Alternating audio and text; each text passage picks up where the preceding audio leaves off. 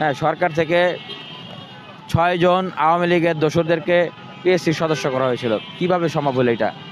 সরকারের ভিতরে তারা আছে না, আওয়ামী লীগকে কারা পার করে দিছে বিভিন্ন দেশে, তারা আছে না সরকারের ভিতরে। সুতরাং আমরা আমাদের জায়গা থেকে মাঠে এই জন্য রয়েছি, মাঠে থাকবো, মাঠে থেকেই দাবি আদায় হবে। আপনার পরিচয়টা যদি একটু দিন। আরেকটা যেটা বলবো যে এখন বিভিন্ন আন্দোলনে সেনাবাহিনীকে এঙ্গেজ করা হচ্ছে। আন্দোলনের ক্রাইসিসে সেনাবাহিনী ভালো একটা ভূমিকা পালন করেছে। আমরা মনে করি দেশের পক্ষে তারা ছিলেন, এজন্য তাদেরকে আমরা ভালোবাসা জানাই। কিন্তু যেই শিক্ষার্থীরা এই দেশকে পরিবর্তন করলো, সেই শিক্ষার্থীদের ন্যায্য যৌক্তিক আন্দোলনে আপনারা দাঁড়াবেন না, প্রতিবন্ধকতা হবেন না, এটা আপনাদের প্রতি অনুরোধ। আপনারা সরে যাবেন, যারাই নির্দেশ দেন বলবেন এটা আমরা পারবো না। আমরা শিক্ষার্থীদের ন্যায্য যৌক্তিক আন্দোলন পূরণ করতে আমরা যেতে পারবো না, কারণ সেনাবাহিনীর সাথে আমাদের কোনো সমস্যা নেই, দ্বন্দ্ব নেই। কিন্তু এই ধরনের পরিস্থিতিতে যদি সেনাবাহিনী চলে আসে, প্রতিবন্ধকতা সৃষ্টি করে, যেরকম আমাদের ভাই বোনদেরকে মারছে, তাহলে কিন্তু দেশে একটা অস্থিতিশীলতা তৈরি হবে, নৈরাজ্য সৃষ্টি হবে। সেনাবাহিনীকে বলবো, আপনারা বলবেন, যারা নির্দেশ দেবে তাদেরকে বলবেন যে আপনারা যাই হ্যান্ডেল করেন, আমরা পারবো না।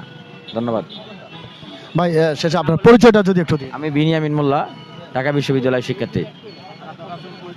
রাজনৈতিক পরিচয়, আমি ছাত্র অধিকার পরিষদের কেন্দ্রীয় সভাপতি।